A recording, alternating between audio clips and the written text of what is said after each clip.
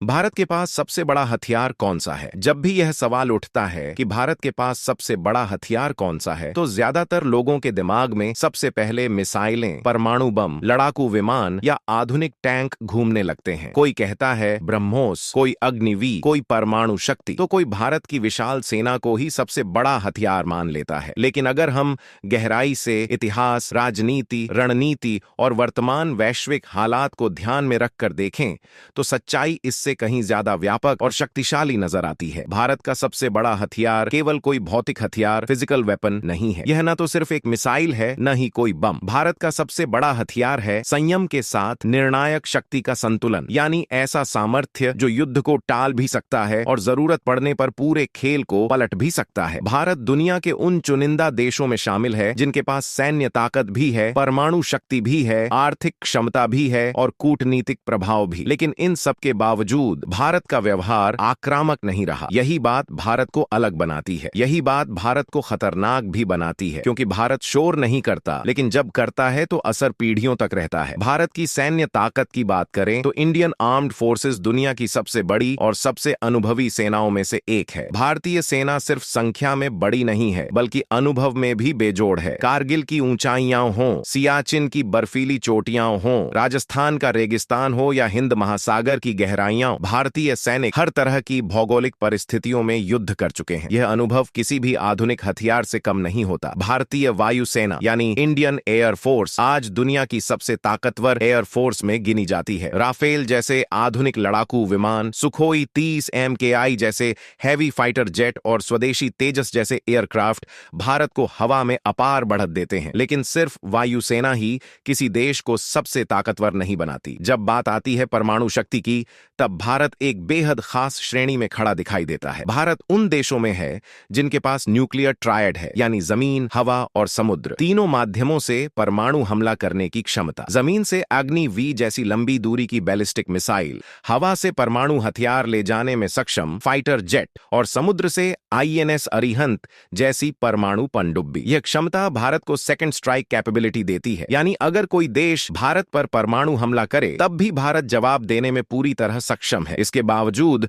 भारत की परमाणु नीति बेहद स्पष्ट और जिम्मेदार रही है। No first use. भारत पहले हमला नहीं करता, लेकिन अगर हमला हुआ तो जवाब ऐसा देता है जिसे भुलाया नहीं जा सकता। यही नीति भारत को विश्व मंच पर एक जिम्मेदार शक्ति बनाती है और साथ ही दुश्मनों के लिए चेतावनी भी। इसके बाद आता है ब्रह्मोस, दुनिया की सबसे तेज सुपरसोनिक क्रूज मिसाइल। इसकी रफ्तार, सटीकता और मारक क्षमता इसे बेहद खतरनाक बनाती है। लेकिन फिर भी ब्रह्मोस भारत का सबसे बड़ा हथियार नहीं है। वह सिर्फ उस शक्ति का एक हिस्सा है जो भारत के पास मौजूद है। भारत की असली ताकत तब समझ में आती है जब हम उसके रणनीतिक व्यवहार को देखते हैं। भारत जल्दबाजी में फैसले नहीं करता। भारत उकसावे में आकर युद्ध नहीं करता। भारत इंतजार करता है, हालात को परखता है और सही समय आने पर निर्णायक कदम उठाता है। यही कारण है कि 1962 की हार के बाद भी भारत ने खुद को मजबूत किया। 1998 में तमाम अंतर्राष्ट्रीय दबावों के बावजूद परमाणु परीक्षण किए और 21वीं सदी में सर्जिकल स्ट्राइक और एयर स्ट्राइक जैसे कदम उठाए। भारत की यही सोच, स्ट्रेटेजिक पेशेंस, उसे खतरनाक बनाती है, क्योंकि दुनिया जानती है कि भारत का हमला भावनाओं में नहीं बल्कि सोच समझकर होता है, और जब वह होता है तो उसका असर केवल सीमा तक सीमित नहीं रहता। भारत का एक और बेहद बड़ा हथियार है उसकी कूटनीति। भारत आज अमेरिका का रणनीतिक साझेदार भी है, रूस का पुराना मित्र भी है और मध्य पूर्वी देशों का भरोसेमंद सहयोगी भी। भारत किसी एक गुट में बंधा हुआ नहीं है। इसे ही कहा जाता है स्ट्रेटेजिक ऑटोनॉमी। यह क्षमता भारत को वैश्विक राजनीति में स्वतंत्र बनाती है और यही स्वतंत्रता उसे ताकत देती है। आर्थिक दृष्टि से देखें तो भारत तेजी से उभरती हुई महाशक्ति है। दुनिया की शीर्ष अर्थव्यवस्थाओं में शामिल भारत की युवा आबादी, टेक्नोलॉजी सेक्टर और स्टार्टअप इकोसिस्टम आने वाले समय में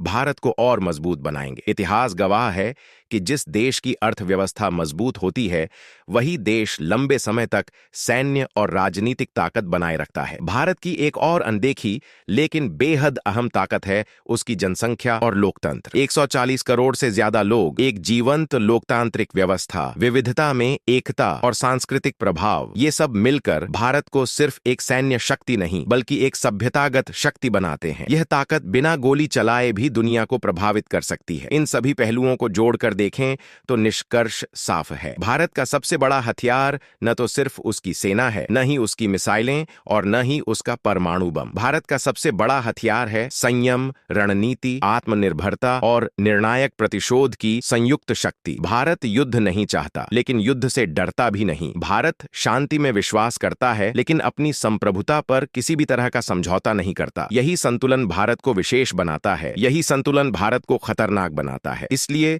जब अगली बार कोई पूछे कि भारत के पास सबसे बड़ा हथियार कौन सा है, तो जवाब सिर्फ किसी मिसाइल का नाम नहीं होना चाहिए। असली जवाब यह है कि भारत का सबसे बड़ा हथियार उसकी सोच, उसका धैर्य और उसकी वह क्षमता है जो सही समय आने पर पूरी दुनिया का समीकरण बदल सकती है। दोस्तों, अगर वीडियो पसंद आया हो तो लाइक ठोक दीजिए, चैनल को सब्सक्राइब करके हमें सपोर्ट कीजिए और ऐसी ही वीडियो के साथ फिर मिलेंगे अगली वीडियो में।